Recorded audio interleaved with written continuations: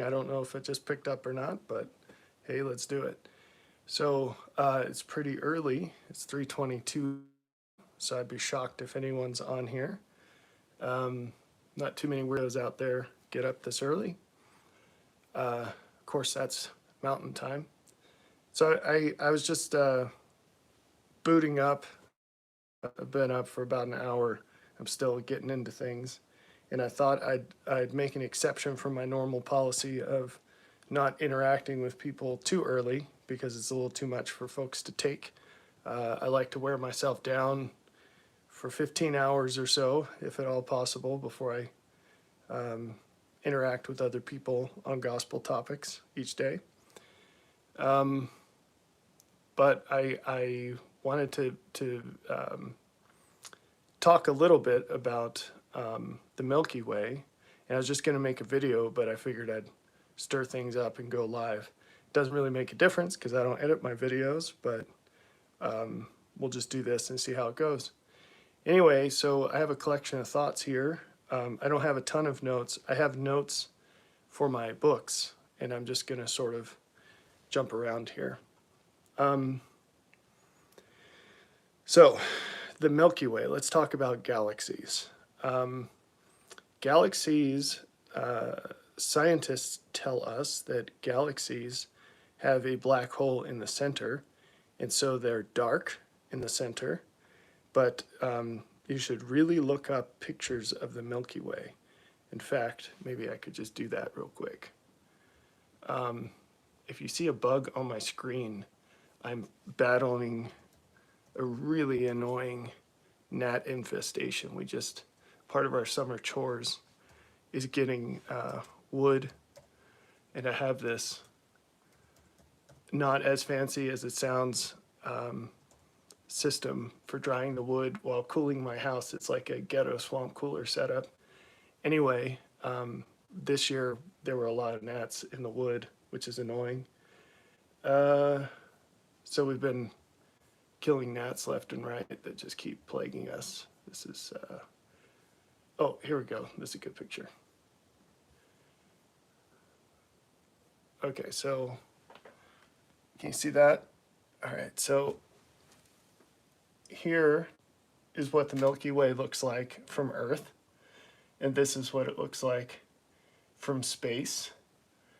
And what's interesting about this, well, I'm not sure how we would have a picture of the Milky Way from space because we're out here somewhere. Maybe this is just a picture of another galaxy. It says a conceptual illustration. Oh, this is trying to say what happens when the other galaxy collides with the Milky Way. So that's Andromeda, actually. But whatever. So this is a spiral galaxy like the Milky Way. This is what the Milky Way looks like from Earth.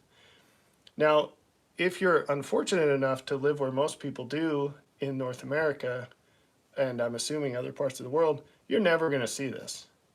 But where I live in Montana, you can see this many, many times a year. If you go outside, it doesn't exactly look like that, but you'll see something like that. Maybe I could find a picture that looks more like what I see at night. Here you go. Just kidding. It doesn't look that clear either. I want to, this is like more like it. Just want to manage expectations. Okay, so these are all like light-roomed up pictures. So they've increased the saturation or exposure or whatever and colorized it. I'm just trying to find one. Okay, this one is literally what I see outside when I look up in the sky, and it's a clear night. And it's kind of a bummer because in the summertime, it's too bright, too late, and I go to bed early. And the sun doesn't really drop enough until like midnight to see this. And that's way too late for me.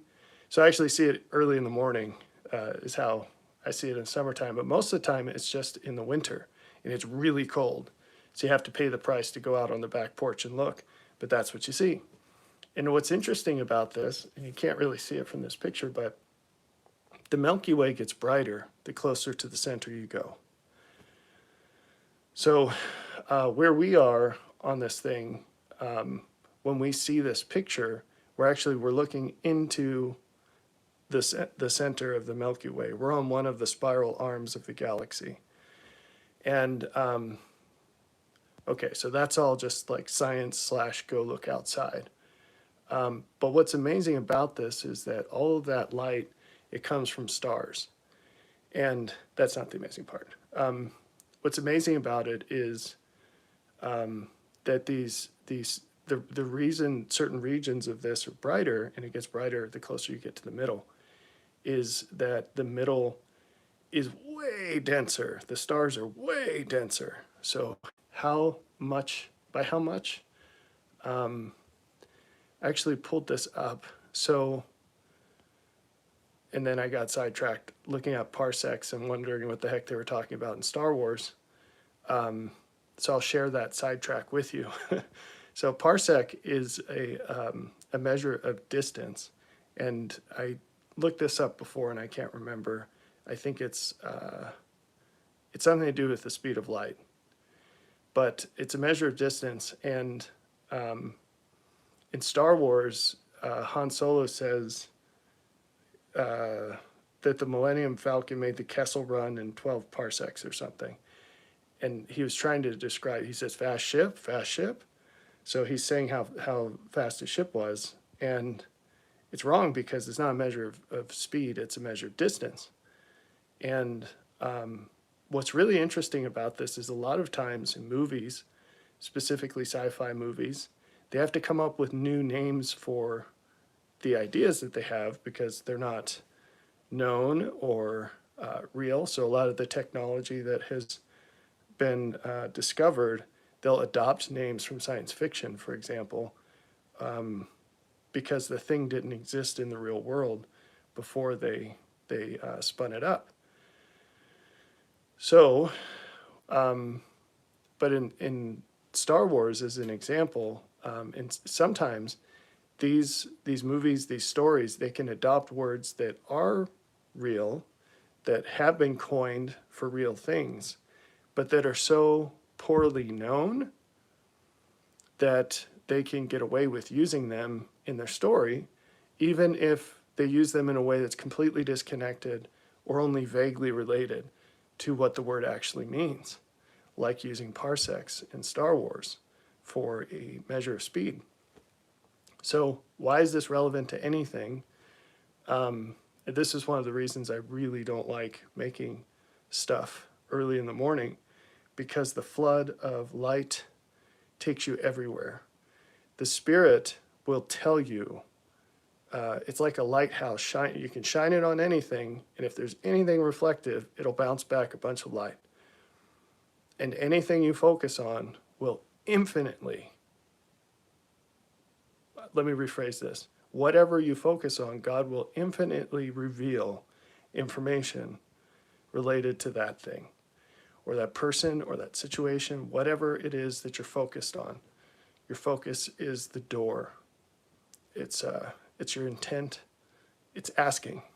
It's what you're seeking.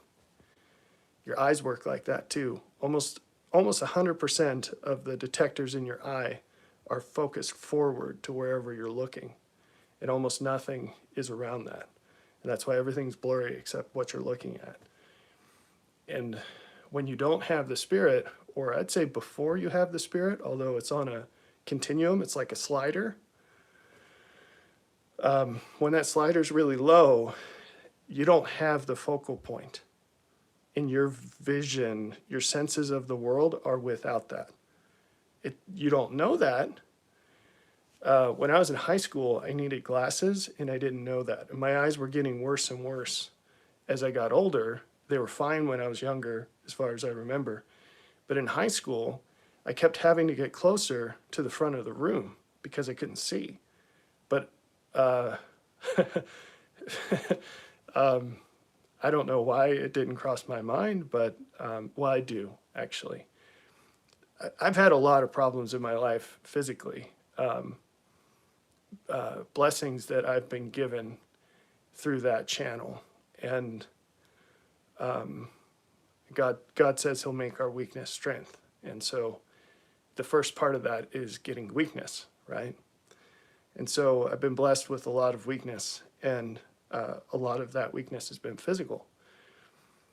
And every time, like, it took me years and years and years to notice the pattern, which is that I always assume that, how to phrase this right? Like I have asthma, and I've had it my whole life, but it never crossed my mind that I had an excuse. I didn't know I had asthma. It never crossed my mind that it was more difficult for me to run than other people. I just thought I was really bad at it, right? And that I was just a fat kid or something, because I was a fat kid at times. But I thought that's what it was. It was just I was basically that I was being lazy.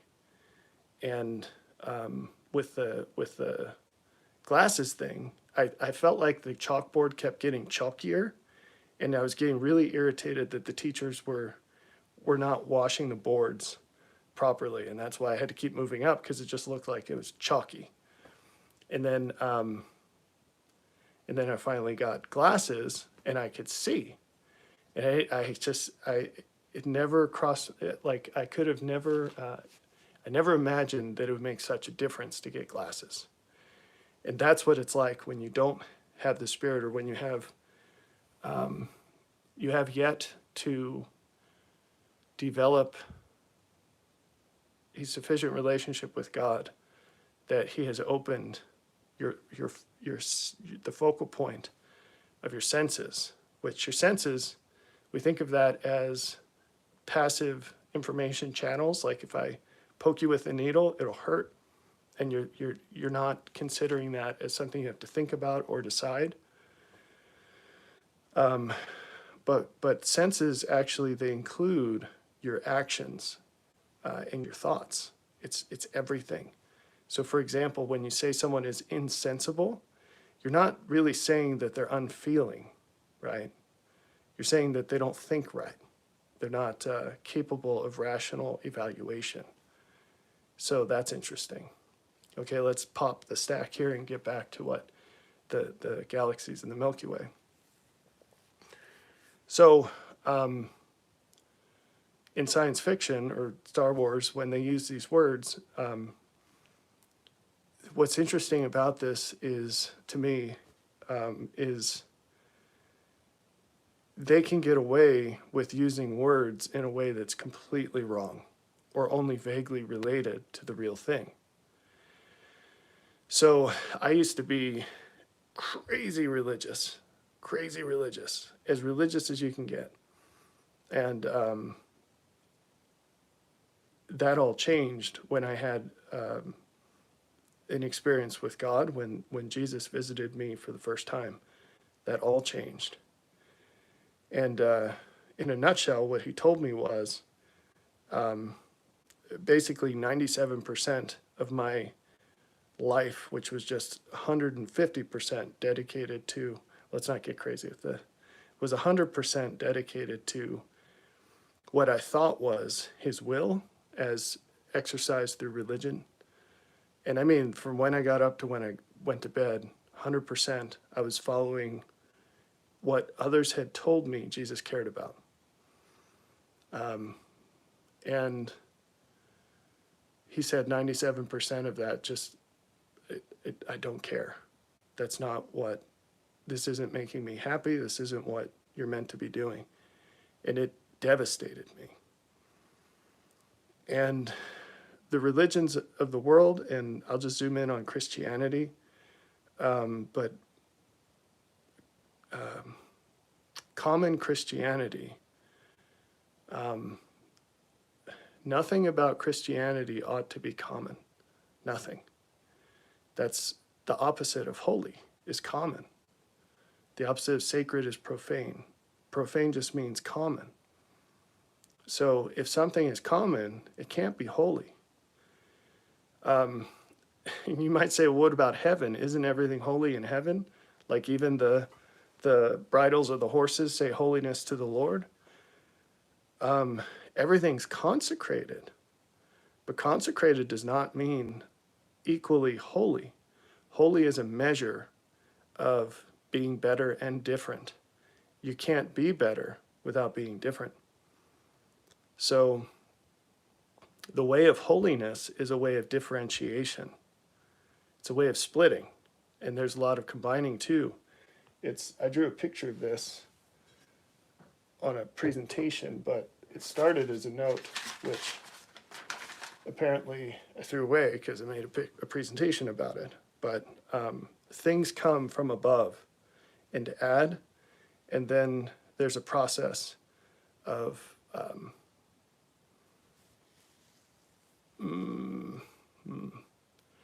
God spoke, and then he watched and waited. There's a process of, I don't want to say application, but the leaven has to leaven the lump. Everything needs to percolate through and decide. So there's a question of access, there's a process of distribution, and there's a reaction for all parties within that. So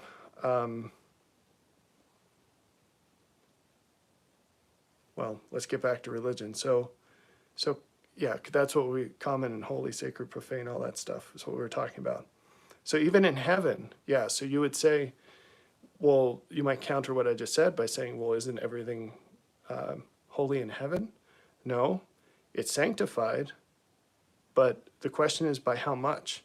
And that's where the difference is. It's true to say everything's holy in heaven, but it's not the same. There's no homogeny. There's no homogeny. There are differences in holiness. And it's like the 80-20 rule. Have you ever heard of that? So let's do wealth. You can apply this pattern is found in many things in nature and almost everything related to humans, specifically output of humans, however you want to look at that. So if you think of wealth, for example, 20% of people have 80% of the money, and the 80% has 20% of the money. What's interesting about this is it's true for any size set of people, as long as it's not super tiny. If you have 10 people, it might break the pattern because there's sampling error there. Your set of 10 might not be reflective of greater humanity. But even when you get to 100, and certainly once you start approaching 1,000, unless you're sampling the country club or something, you're going to find this pattern. So if you picked 100 random people from any, let's say any country, you'll find this pattern to be true more or less. But what's interesting is if you start with a big enough set, your 20% of people that have 80% of the money are going to have a lot of money compared to the normal folks. But you can subdivide this distribution down, down, down. I could draw a picture of it if I had a whiteboard. I do, but I'm not going to take the time to do it. So if you drew the distribution, you could slice it down on the long tail. So you took the people who had the most money, the 20%, and you treated that as the 100%, you could just keep going down. That's how holiness is. It's Pareto distributed. There are massive implications for this that have everything to do with galaxies. I'm not sure if we'll get to that. This has been 20 minutes and I don't feel like I've made a point yet.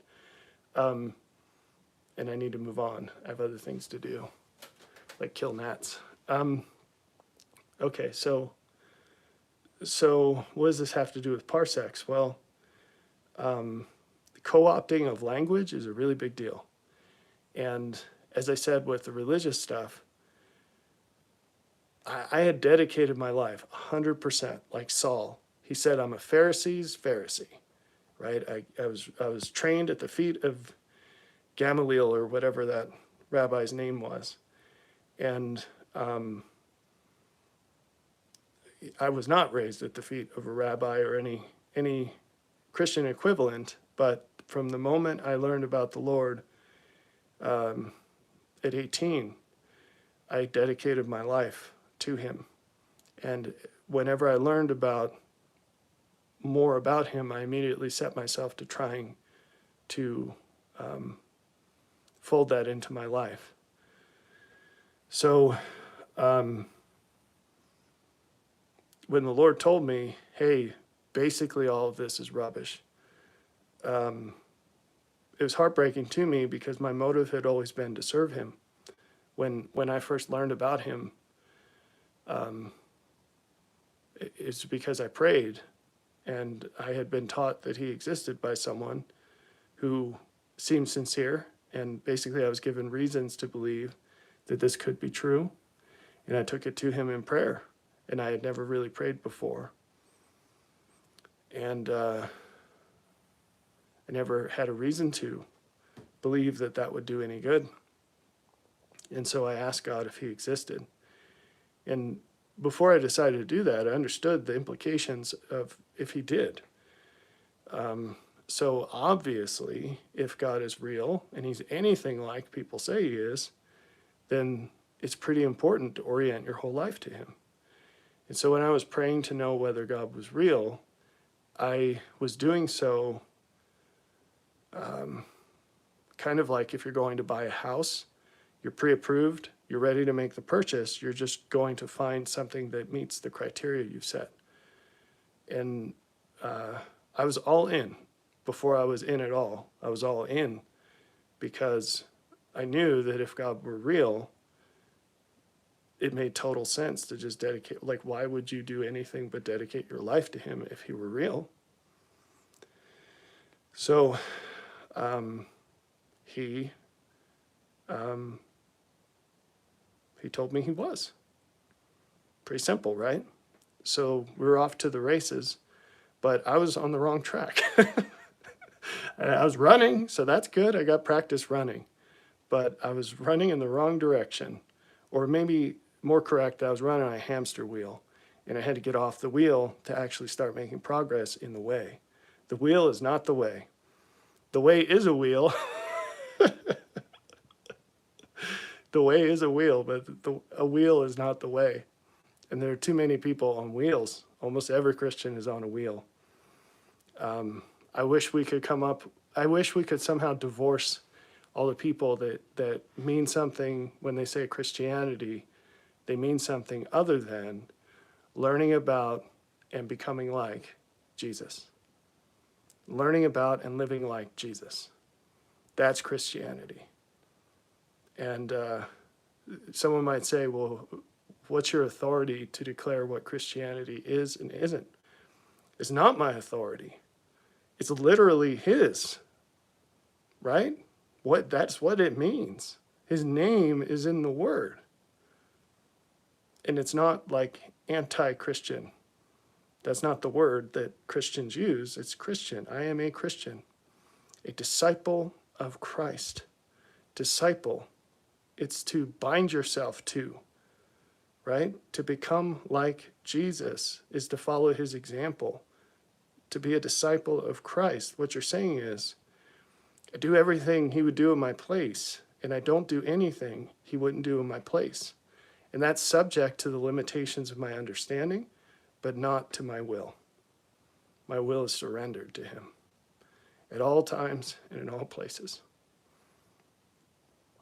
You know, you become a living sacrifice to him, which isn't giving up, but it's consecrating his holiness. You're giving him the gift of following his example. You're adopting his purpose.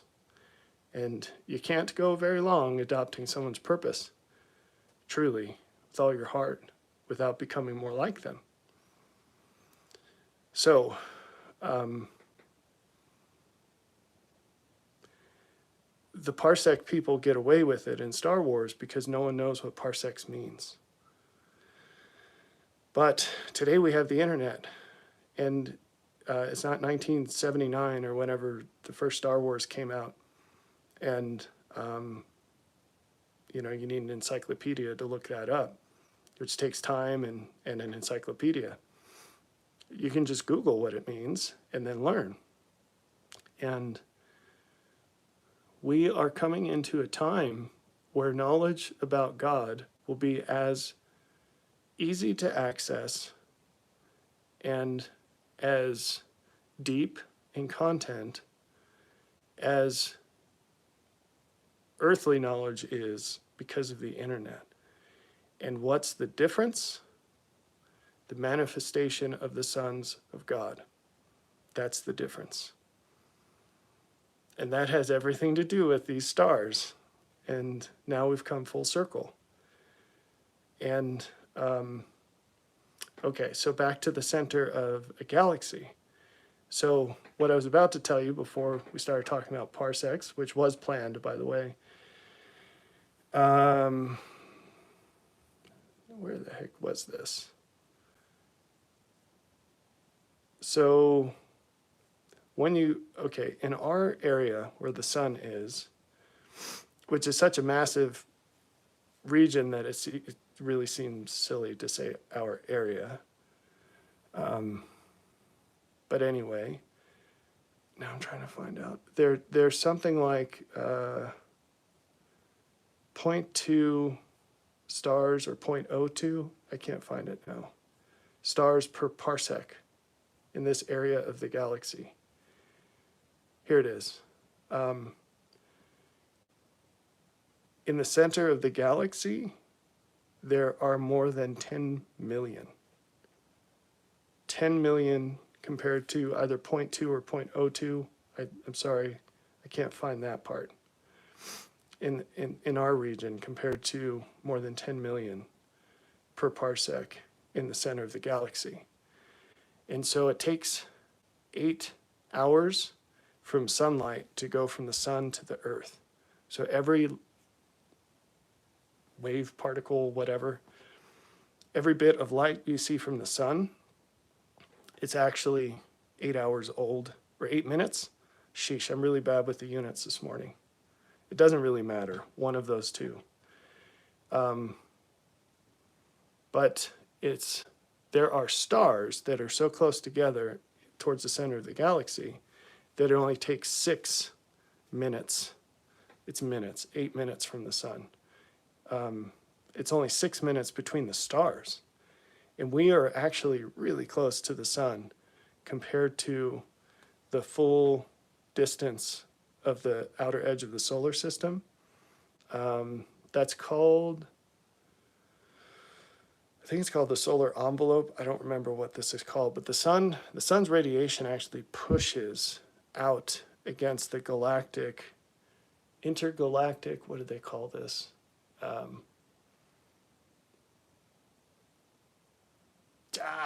I don't remember what it's called in scientific terms. I just call it the fire, because that's what it is in God's terms, or I should say in scriptural terms. And it's funny because they didn't know about this. The scientists didn't know about this until I think one of the Voyager spacecraft crossed over that bound. And there's massive radiation out there. So you know how astronauts have to wear spacesuits and they have radiation shielding on their ships on the space station because otherwise they'll die. And even if they were briefly exposed to that, they'll get cancer and die from that. Or if you're a comic book fan, you get the Fantastic Four or something. But if any human were to get on a ship and go out past the solar envelope, they'd be bombarded instantly by so much radiation that they'd die. So there's that. As far as someone asked me once what I think about aliens, that's something they would have to figure out to travel through the intergalactic radiation or light or whatever you want to call it. It's all energy. So the solar system is really big. So for two stars to be 4 light minutes apart, or 6, I mean, sorry. I think our closest star, sorry, we're live.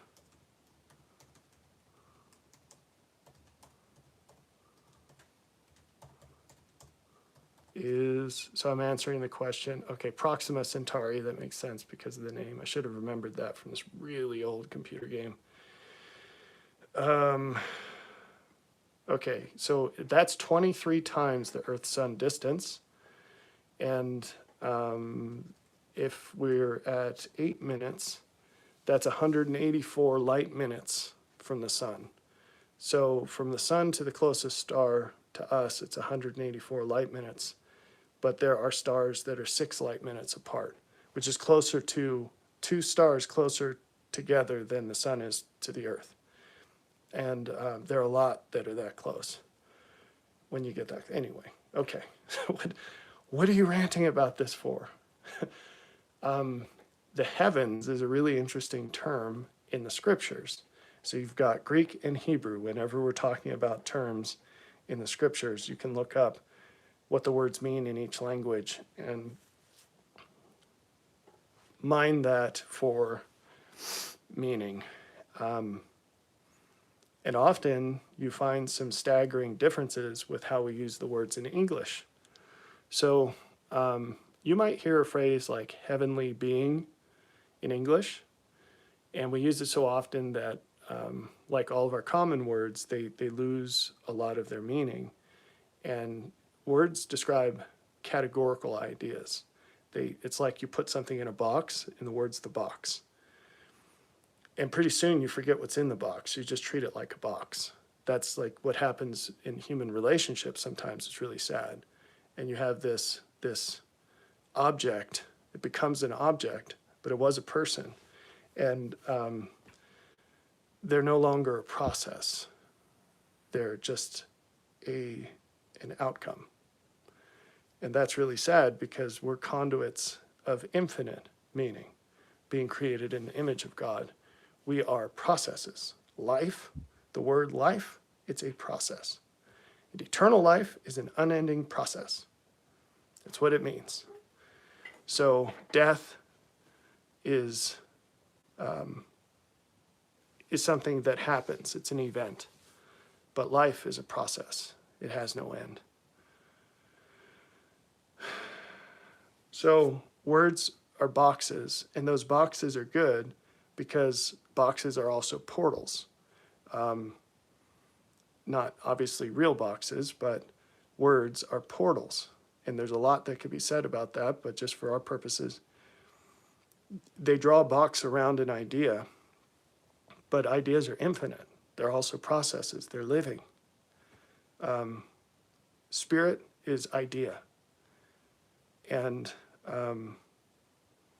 spirit is a flow. It's a process. It doesn't end. You can impose an ending upon it, but what that's like is taking something infinite, like the number pi, and replacing it with a symbol, which is like the symbol pi or the word pi. It doesn't go on forever, pi, right? But it's a process. In fact, you can write a program to generate digits of pi, and it can run forever. And the program itself is finite, but the outcome of the program, it just keeps going. It never stops, right? There's so many deep things in that. Like you need something eternal to generate something eternal. You can't do it from a finite standing.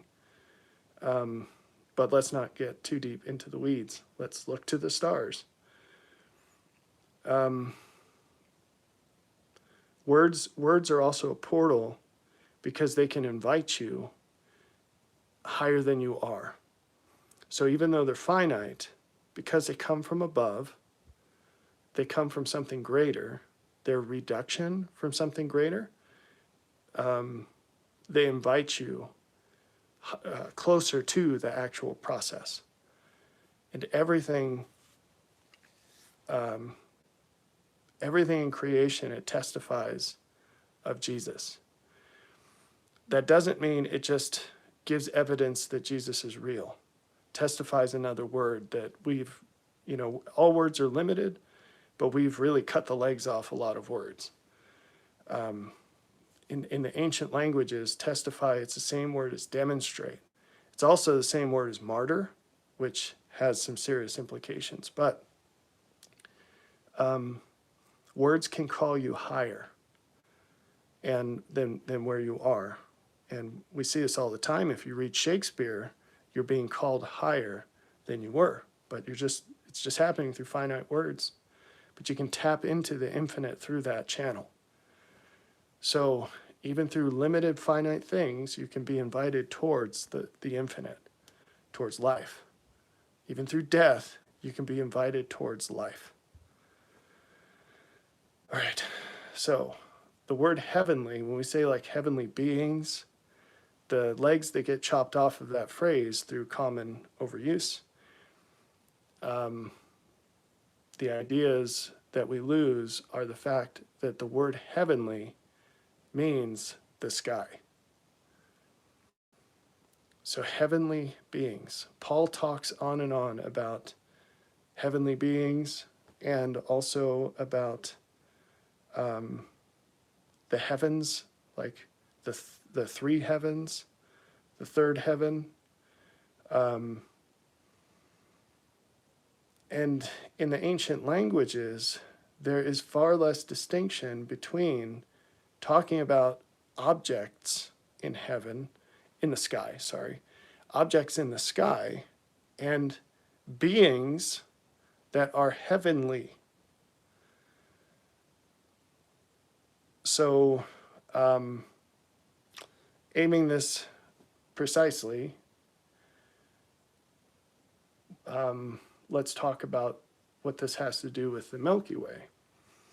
So the Milky Way, that name, it's a collection of stars, right? That's what we see. You don't see planets up there. You see the light coming from stars. Planets emit light, by the way, but it's not perceptible by with our eyes. That's another one that scientists were kind of late to the game on. They discovered that the Earth was emitting energy, but they had to develop the technology to detect it, and they finally did. So the Earth has light that it emits, and the sun emits light, and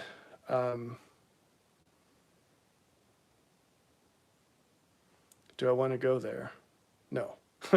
But I'll just say the Earth emits light, so fancy that. But you don't see the light emitted from the planets in the Milky Way, just like you don't see the light emitted from any of the planets in the solar system. You only see light, you only see planets when they reflect the light from the sun. That's why the moon glows. You're not actually seeing the light coming out of the moon. You're seeing the light from the sun reflecting off of the moon, or Saturn, or Jupiter, or whatever you're looking at, Venus. So the Milky Way, that name, it comes from a Greek myth.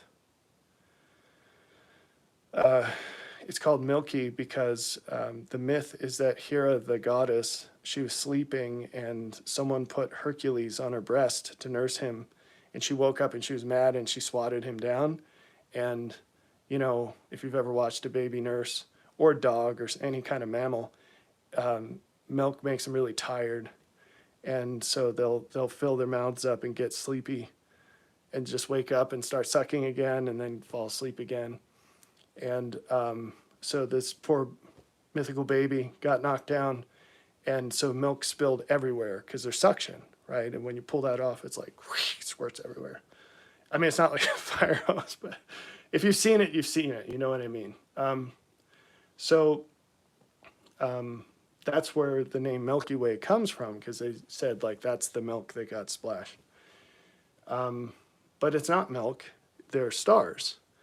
And even though it looks like a cloud of light that intensifies as you draw to the center, it's actually a collection of stars.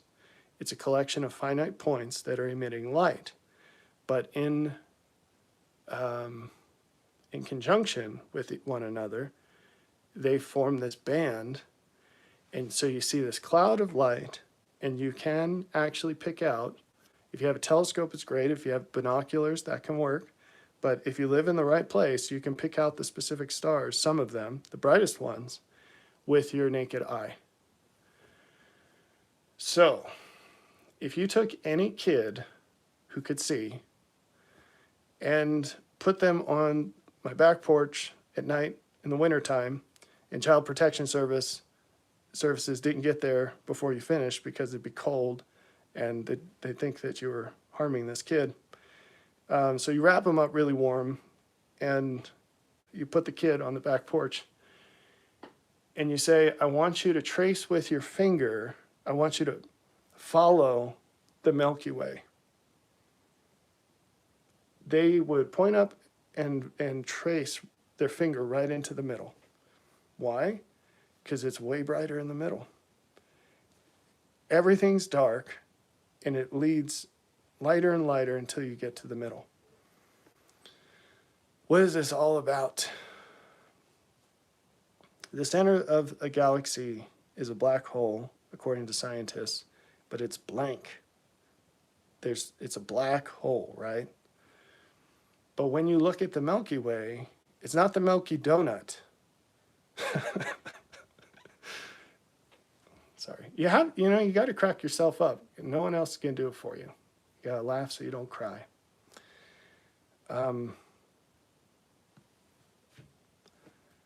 So I talk about differentiation, right? So some people laugh because they're fools. They are ignorant of just how bad things are.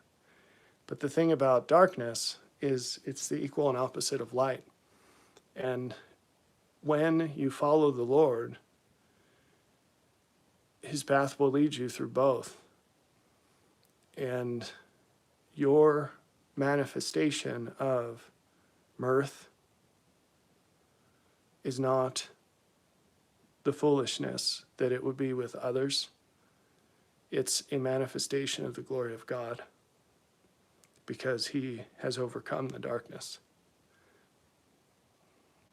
And his joy is in you.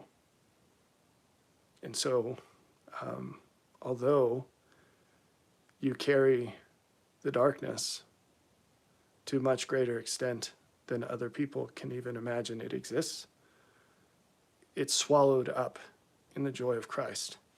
It's literally got a bubble around it, like a soap bubble. Do you know how soap works? You see soap bubbles. When I say that, you're probably thinking of like a kid with bubbles.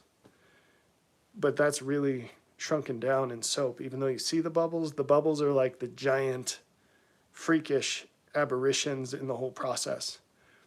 They're tiny microscopic bubbles, and they envelop particles of dirt. And the bubbles are really slippery. And so when you wash your hands and use the soap, it's getting all the oil and dirt and wrapping it in this very slippery thing. And then it slides off your hands when you wash it. And so the darkness isn't particles. It's one big thing. And it's bounded by this living being who is Jesus. And he gives you a process for dealing with that. Anyway, so two things can look the same from the outside and be very different on the inside. And so some forms of mirth, the foolish mirth, so there's innocent mirth, which is like laughing children. What do they know, right? But everyone likes laughing kids, unless you're a really terrible person. You like laughing kids, right? That's a good thing. And there's something divine about that, right? But then there's the laughing fool, the moron who's just carrying on and doesn't understand just how bad things are, and they're not actually happy. It's an illusion. I gotta cut this short, so I'm just gonna stop talking about that. But when you see someone who, you wouldn't see it, okay? But when you see Jesus laugh, it's a holy thing. It's the holiest thing. Because of what, it's not just he's holding it back. That's not, his love is, his love is so great that it's overtaking that.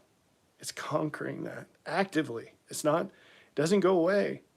He forgets your sin, but he will never forget the pain of the darkness that he walked through. He can't. I mean, the holes, the marks are in his hands, his feet, but the marks in his soul will never go away.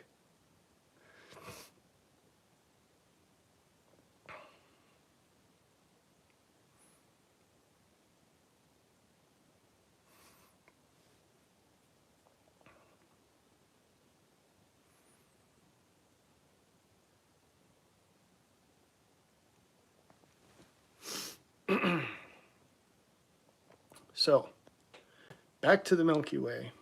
So even a child could follow the Milky Way to the center of the galaxy. But scientists tell us the center of the galaxy is dark. So why does it look brighter? Well, it's because of all the stars around it. And there are many, many, many stars. So all things demonstrate Jesus. And the universe is intentionally ordered as signs and illustrations of who and how God is and how he works, how his system works, how his kingdom operates. And he said, anyone that's seen the stars in the heavens and how they operate has seen me. What? So you look at stars and you see Jesus? How does that work? Well, he's told his apostles, if you've seen me, you've seen the Father. Now, that one's a little easier to figure out. But how is it that when you look at the stars, you see Jesus? Well, creation's a hologram. Not a simulation, not an illusion, but a hologram. And look that one up. But it's an image, and you can chop it up, and any piece of it will contain what the whole thing did. It's just at a lower resolution. So if you think of if you had a camera and you took it out of focus and snapped the picture, it's the same thing, it's just not as clear. So everything in reality, it demonstrates something about Jesus. It actually demonstrates all of what there is to know about Jesus, just at super low resolution. So in a sense, there's way more to know. This is why John said not even all the books on earth would be sufficient to describe Jesus. You actually have to know him face to face, because nothing lower than him can contain him. Not equivalently. And when it tries, it becomes like him. And the more a person knows and lives like Jesus, the more like him they become. So you can't separate that. Anyway, so when you look up at the sky, you can't see the middle of the galaxy. But when you look at it, what you see is all the stars that are right around it. And they're way brighter. That region is way brighter than everything else. And the night sky, it's dark with a star here and a star there, and they're way apart in the sky. But that Milky Way is way brighter than the rest. Way brighter. And all you have to do is follow the light.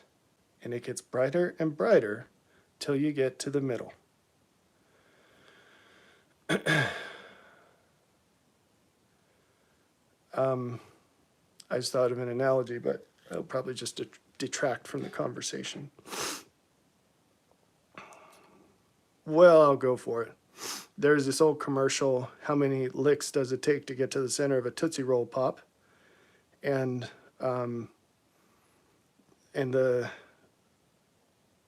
think there was an owl, a cartoon owl doing this, but he's counting as he goes, but then he just bites right into it and stops counting.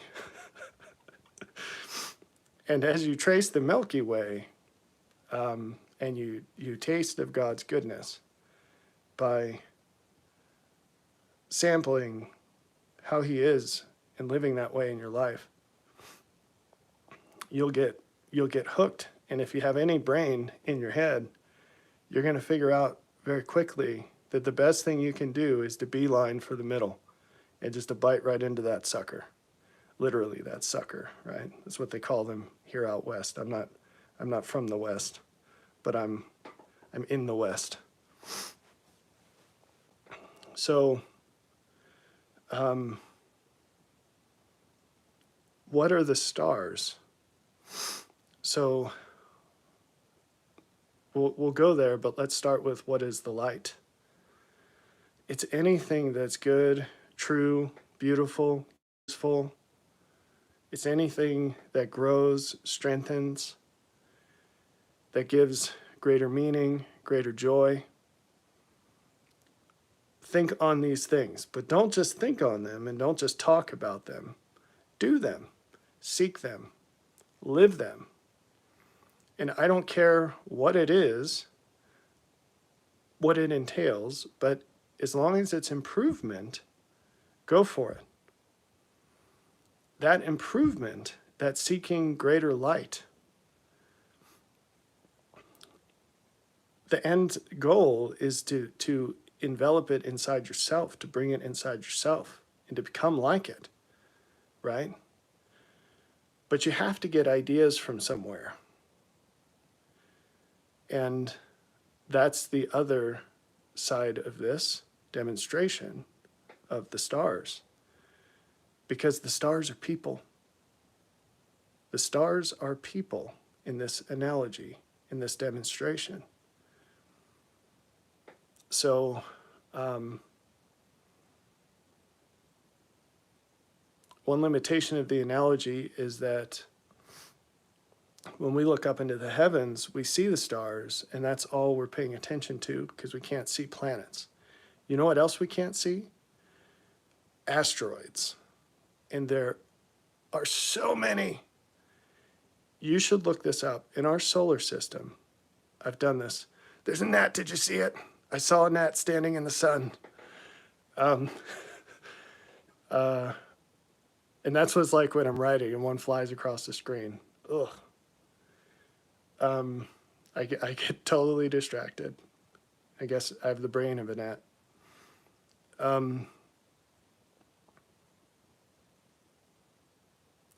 Gee whiz. Yeah, we see the stars. And so we say like, oh, there's a star here and there, and then they cluster tightly in the Milky Way and then just get tighter and tighter as you go to the middle.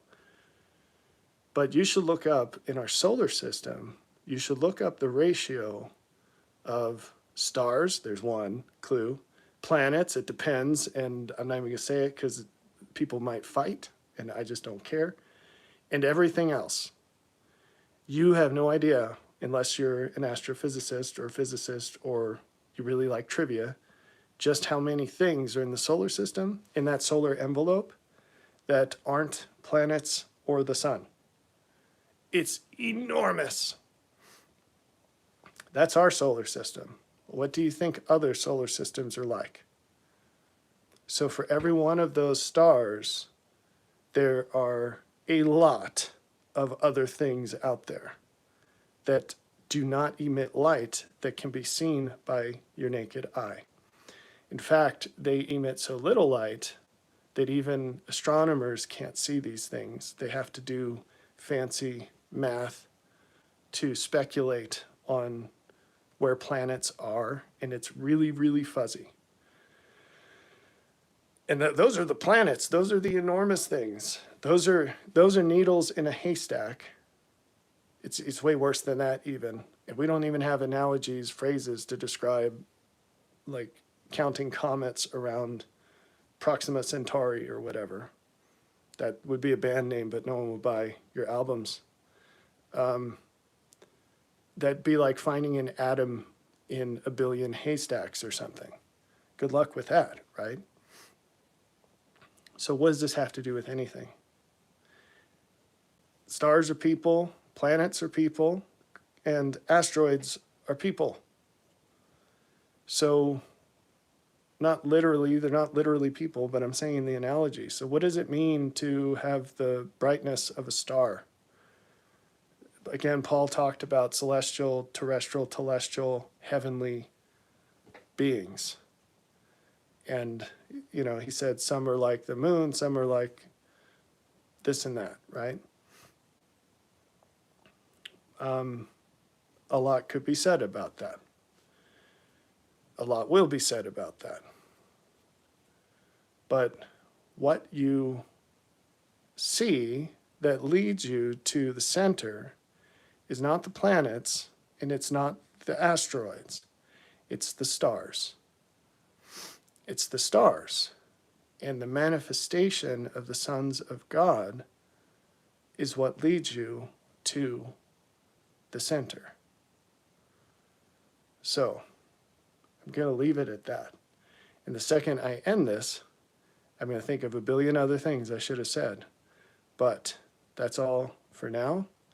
And I hope this video achieves the Lord's purposes. Oh, 2 people are here. Who's here? Say hi. I'm just about to end this. But no? Is chat enabled? Let's see. Hold on. Live chat. All messages are visible. I don't know if that was enabled by default, but you should be able to say hi now. I'll give it 10 seconds. Silence. All right. Well, we'll keep this under an hour. Have a good day. See ya.